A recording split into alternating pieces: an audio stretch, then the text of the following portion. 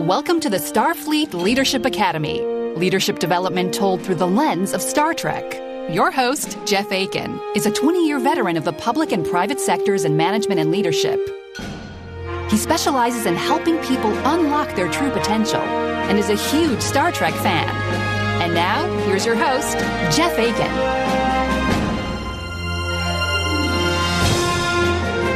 Welcome. Thanks for joining me today. We're still on the Red Squad recruitment drive, or Patreon subscriber drive, whichever sounds better to you. A massive thank you to those that have already joined or upgraded. If you haven't, now is the time. The drive ends shortly. We're about to see the beginning of a long-standing adversary in this series as we come face to face with a different version of the Borg. When we do, we'll learn about the unbelievable power of a common purpose. I'll share why it's important to know a thing for what it is. And finally, I'm going to examine the danger of having too much power. Let's get into it. This is the 17th episode of the 3rd season of Voyager, Unity. First Officer Chakotay and Ensign Kaplan are in a shuttle returning to Voyager after scouting ahead through the Necrid Expanse. The Necrid Expanse is this massive area of space that has very little in it, other than some nebulas, maybe some plasma storms. You know, they ought to rename this place the Negative Expanse. Charts and maps of the area are rare, and honestly, they're pretty useless because it's volatile. It's constantly changing. Going around the expanse, like just driving around the thing, would have dramatically added to their journey home, so they decided to take the estimated month-long trip straight through it instead. The last few episodes, chronologically, of Voyager have been dealing with crossing this area.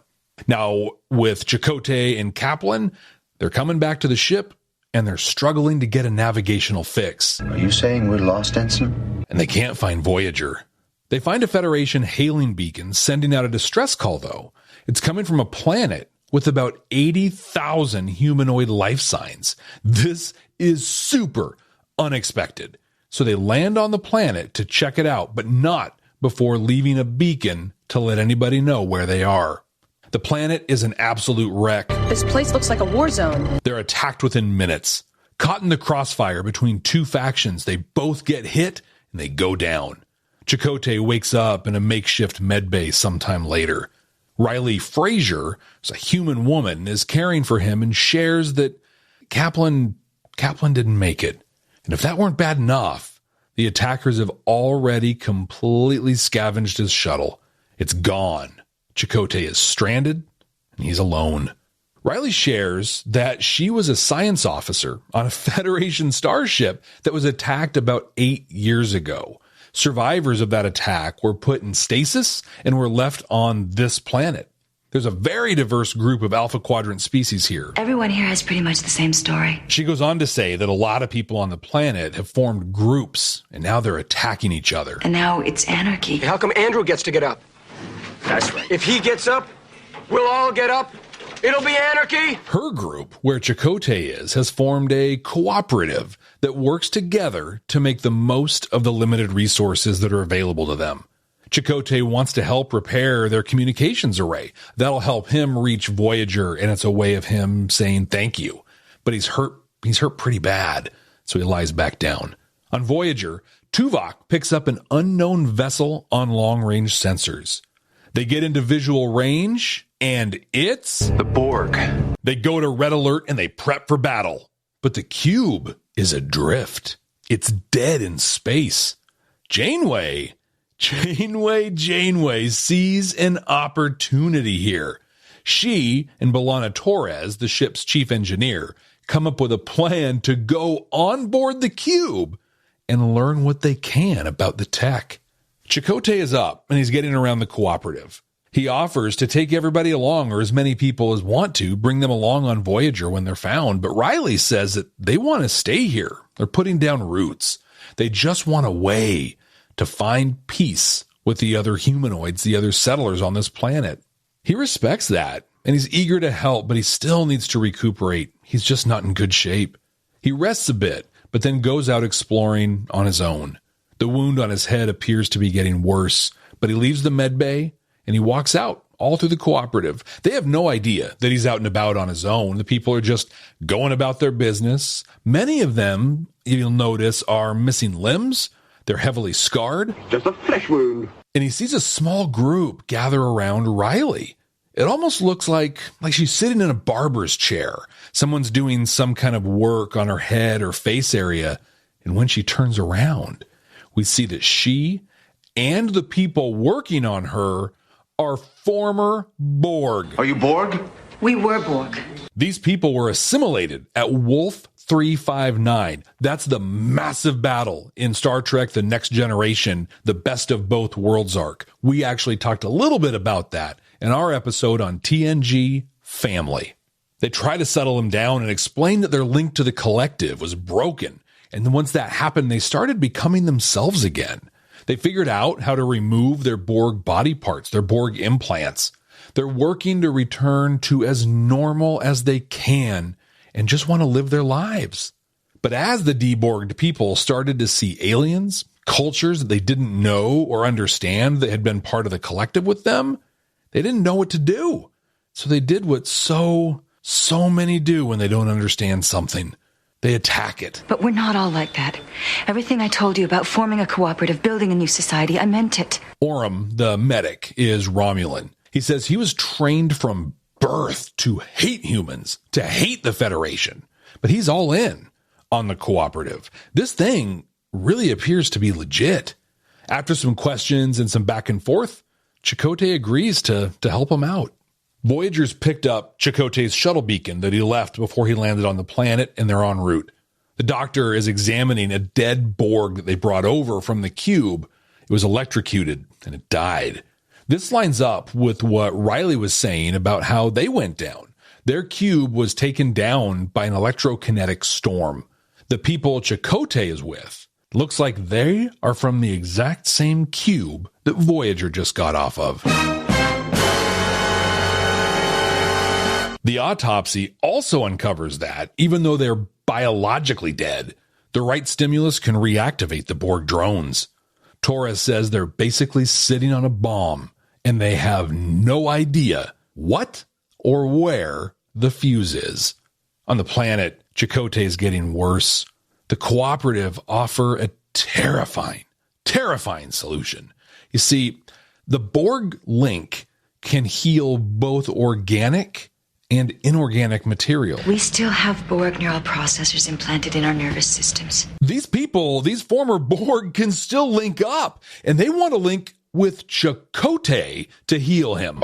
Excuse me, what the actual He is freaking out, but they're staying completely calm. Orem explains that this link is temporary. There won't be any lasting effects.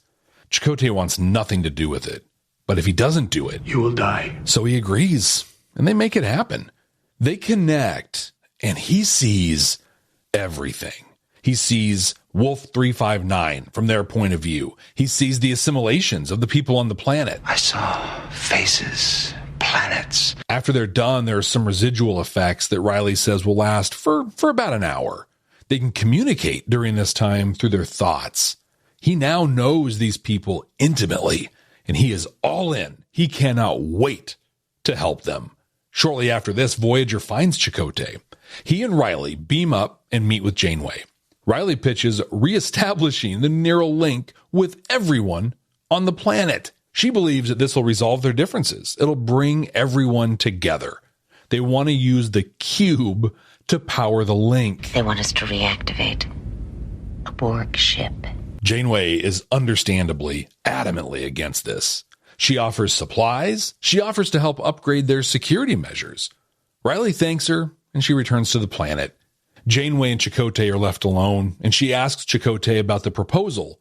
He says he wants to do it, but he understands what's at stake. You know, just a little bit, like I don't know, like the Borg.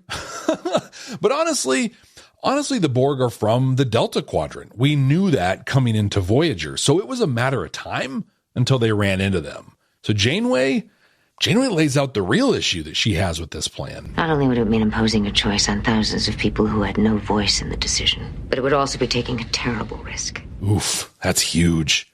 Well, Chakotay heads back to the planet. He breaks the news to Riley. She's disappointed, but understands. On his way back to the ship in a shuttle, the Cooperative reestablishes contact with him through the link.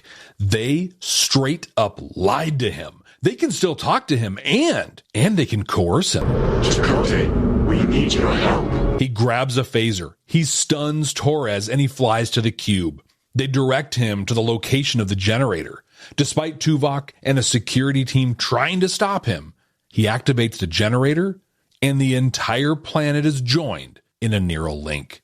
Two things happen immediately. First, all hostilities on the planet stop. Riley was right. Oh, but so were Janeway and Torres. You see, the cube reactivates as well. All the drones are waking up.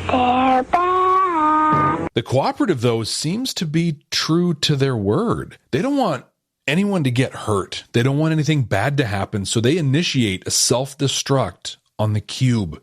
They hail Voyager. We are the new Cooperative. And they apologize for forcing Chakotay to help. They cut the transmission, and the ship is on its way. Janeway meets with Chakotay in private. He apologizes, but she is very, very understanding.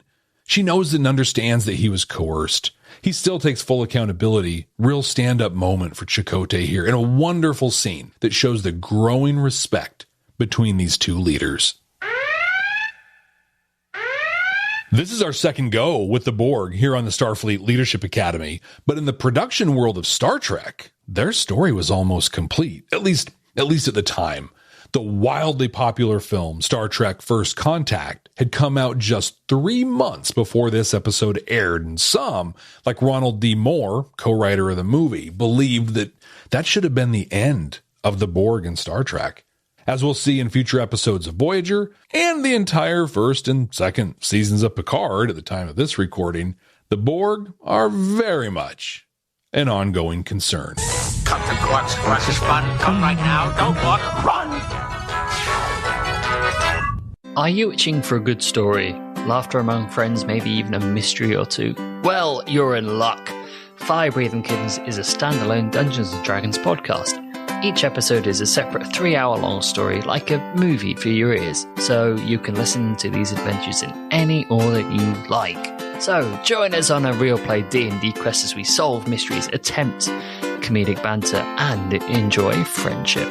Fire Breathing Kittens podcast. Fantasy, action, mystery, friendship.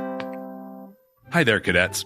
In our last episode, where we watched Discovery's Choose Your Pain, we talked about the incredible performance review that Saru set up for himself.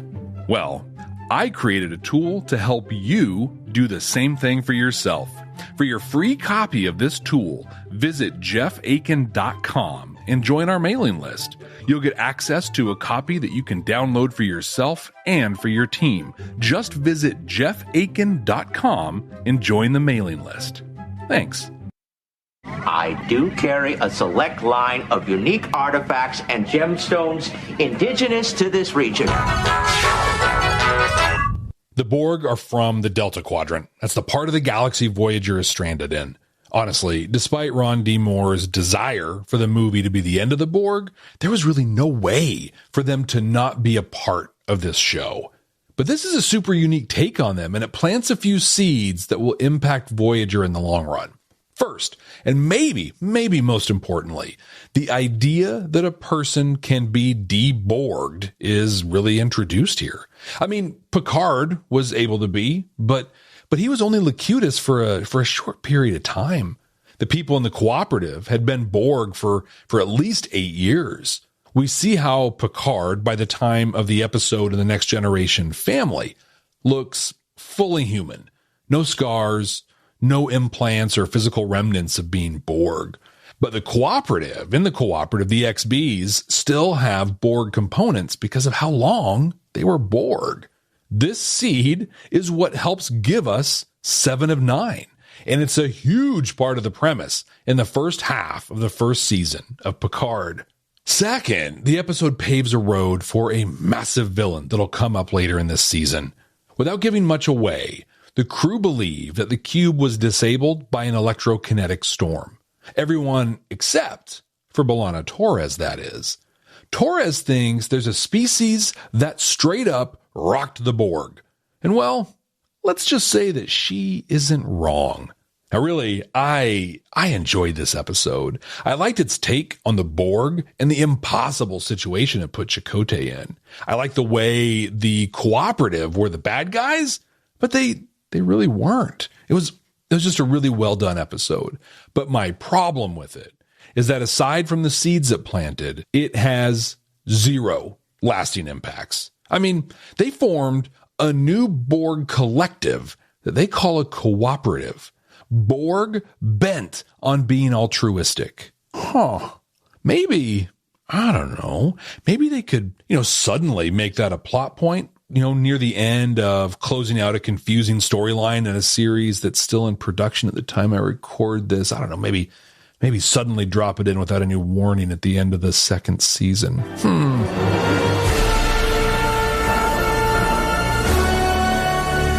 Just an idea.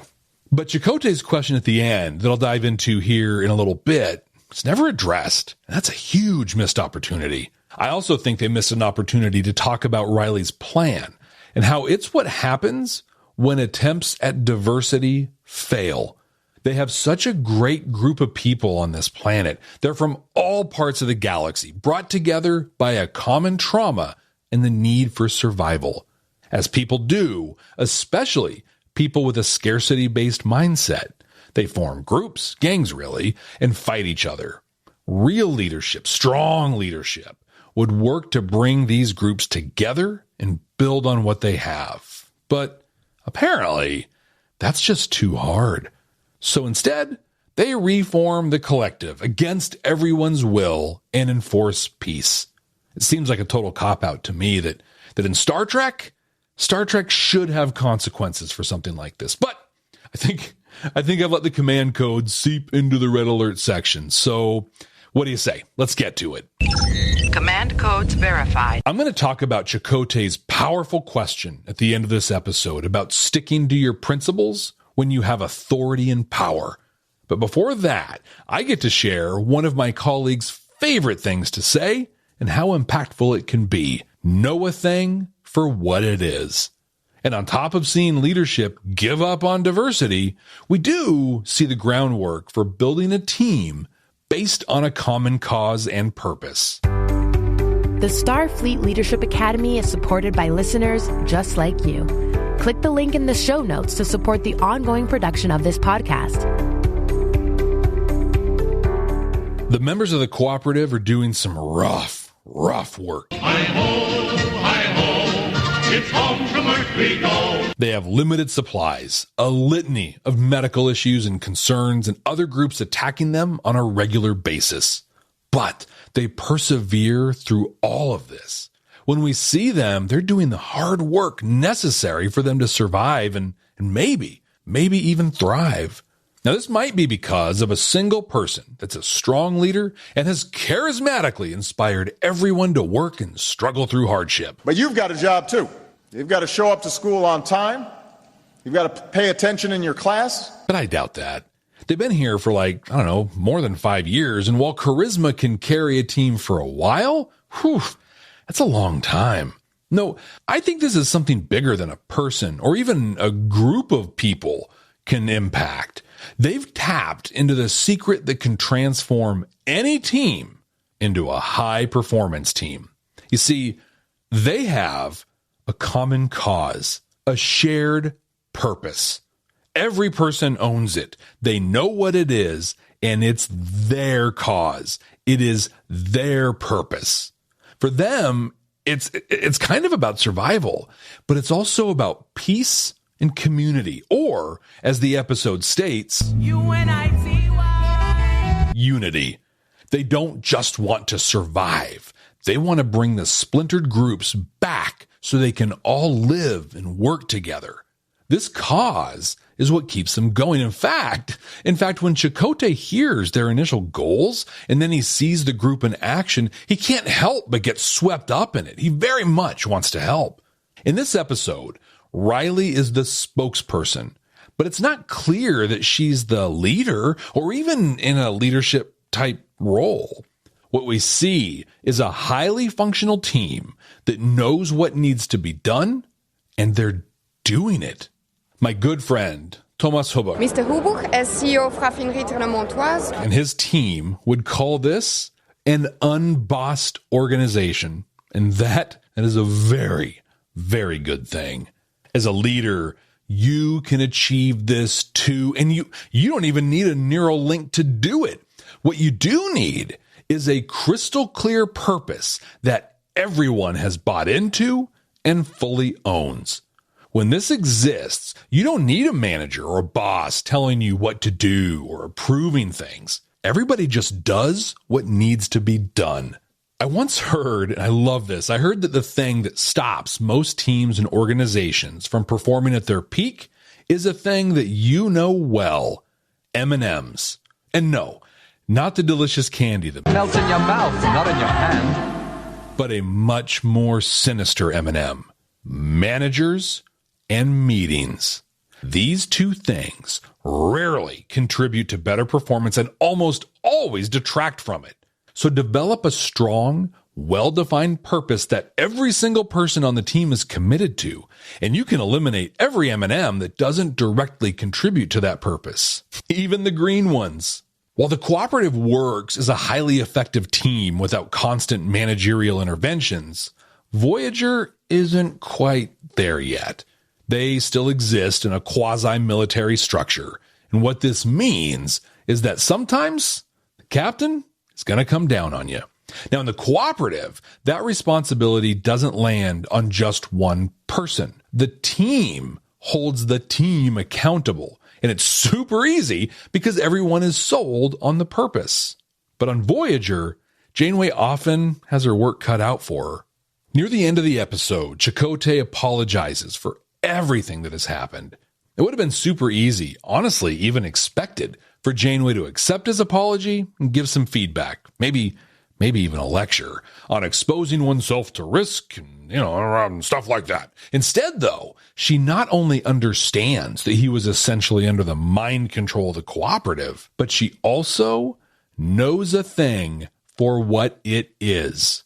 She knows Chakotay, and she knows that based on who he is, of course, he came to them from a place of friendship and wanting to help. Helping others, Chakotay, that's part of who you are. Given everything you believe in, I don't see how you could have behaved differently. A colleague of mine said this on a regular basis. Know a thing for what it is. He used this as a tool to help him acknowledge his emotional attachment to an issue, but still be able to look at it objectively.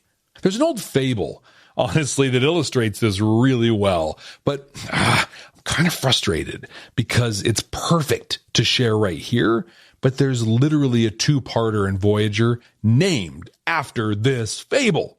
So, so I'm going to share it here, and we are absolutely going to be looking at it again, which honestly, I think is cool and still valuable. I mean, this is such a simple story, but so meaningful. This is the story of the frog and the scorpion. So the scorpion asked this frog to carry it across a stream, something, whatever. And the frog is like, no way, man, you're going to sting me. And the scorpion assures the frog that this is in neither of their best interests. I mean, I kill you, I drown, right?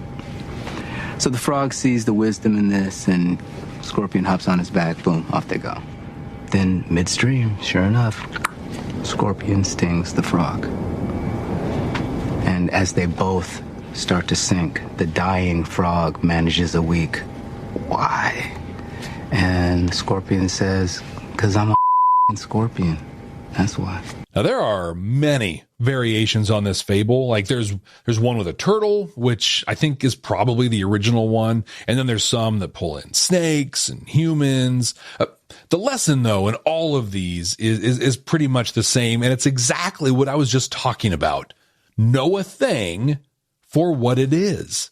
The frog would have been fully justified in getting furious and screaming at the scorpion, just like Janeway would have been justified in chastising Chakotay for putting himself in the position he did. But in both cases, they know the thing for what it is and respond accordingly. I think that's really the real lesson point here. Respond accordingly. If you touch a hot stove and you burn your hand, it doesn't do any good to get mad at the stove, right? Like, what did you think was going to happen?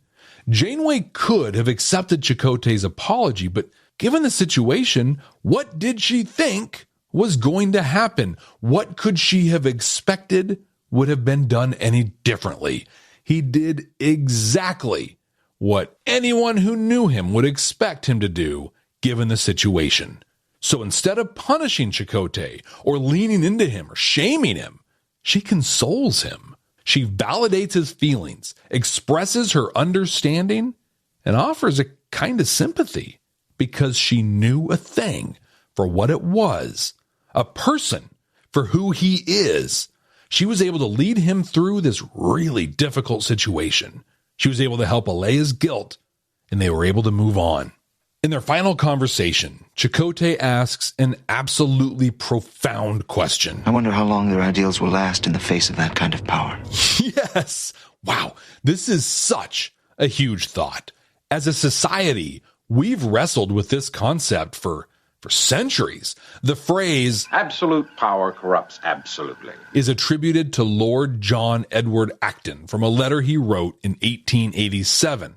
But over a century before that, English Prime Minister William Pitt the Elder said in Parliament that unlimited power is apt to corrupt the minds of those who possess it.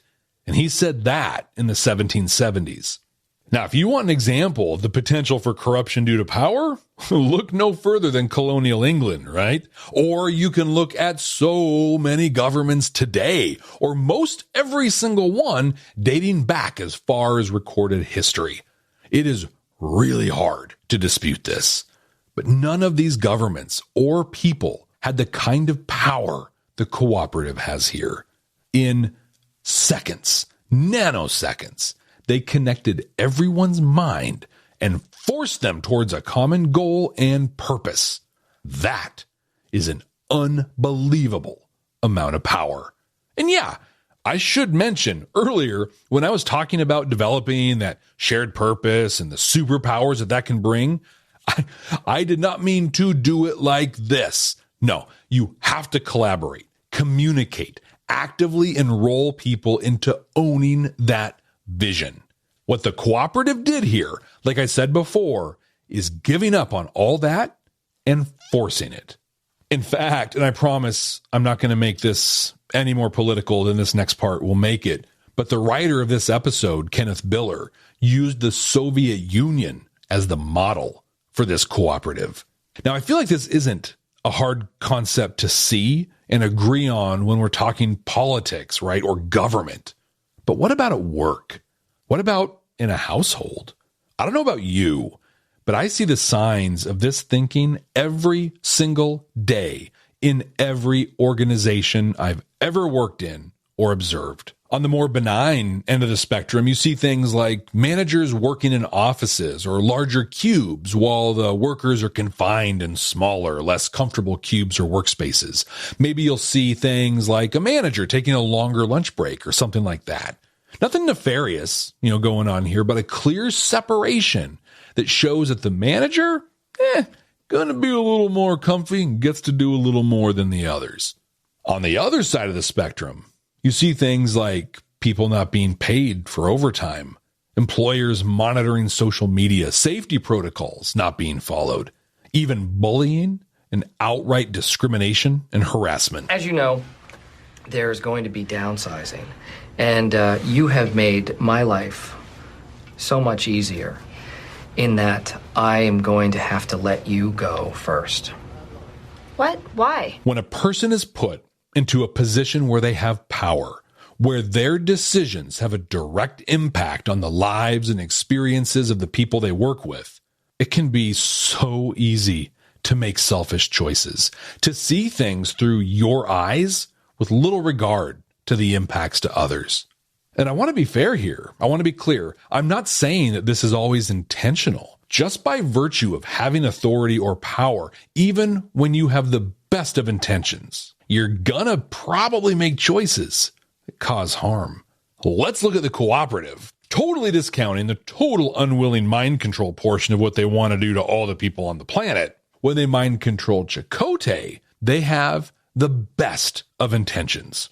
Here's a way we can get what we want, what we believe we need, super easily and with almost no bloodshed. Like, that sounds great, right? All they have to do to get there, to find peace and connection across their whole planet, is hijack the mind and body of an unwilling participant that they straight up lied to make it happen. The road to hell is paved with good intentions. Their level of power almost blinds them to this. Yeah, I mean, they apologize at the end, but who's apologizing to Torres? She got phasered by her friend and her superior officer. To combat this, you have to be always vigilant and always intentional when you're faced with any decision that will impact others. Include them in the decision making. Avoid situations where you're left unsupervised to make all the decisions. I think about store or location managers here. When I was a general manager of a movie theater, my district manager was like, he was like 800 miles away from me. I could run completely on my own for months at a time sometimes. But to be sure I didn't let that happen, I leaned on my teams and my colleagues, my management team, other GMs in the area, even one of the vendors I worked with that I trusted. I not only expected accountability, but I actively sought it out. And on top of that, I was open to being accountable. When someone would question an idea I had or something I said, I wouldn't get defensive and just stand up for my idea. No, I'd be curious. I'd be open to hearing what they had to say. So yeah, maybe we can agree that absolute power corrupts absolutely. I wish we got to see what came of the Cooperative later in the series to see how it affected them. But when you're intentional and you actively seek out and accept accountability, you can change this up a little. And we can say and hopefully agree that unchecked absolute power corrupts absolutely. Welcome to our newest members of Red Squadron. Red Squad, Red Squad, Red Squad, Red Squad. During this Red Squad recruitment drive, new and promoting subscribers to Patreon will not only get access to bonus episodes and content, but they'll also be invited to an Ask Me Anything meet and greet on Zoom. And if 100 or more people subscribe or upgrade their subscription, I'll host a watch party with all the members of Red Squad of one of the Star Trek films. But you have to subscribe or upgrade before the middle of July. Don't wait. Do it today. And once you've joined, share it on social media. I'm on Twitter at SFLA Podcast, and you can follow me on all the social media at Jeff T. Akin.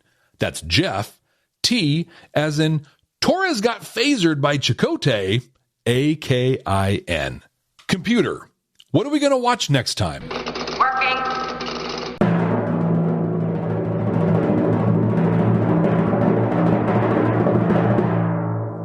Oh, it's our first animated series episode. From its first season, the 4th episode, The Lorelei Signal. I absolutely remember this episode, and I think it's going to be a perfect first look at this series. Not only is Uhura featured in this one, but she ends up taking full command. I look forward to watching it with you. And until then, ex astra scientia.